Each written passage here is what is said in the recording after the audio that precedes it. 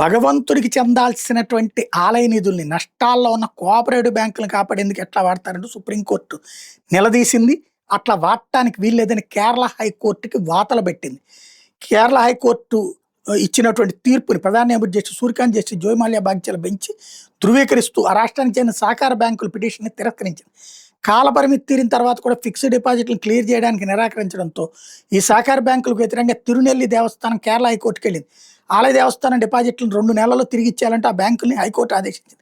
ఈ నిర్ణయానికి వ్యతిరేకంగా 5 బ్యాంకులకు గాను Mananthavady cooperative urban society limited, Thirunelli service cooperative bank limited అనే 2 బ్యాంకులు సుప్రీంకోర్టును ఆశ్రయించాయి. అయితే హైకోర్టు నిర్ణయాన్ని చీఫ్ జస్టిస్ బెంచ్ సమర్థించింది.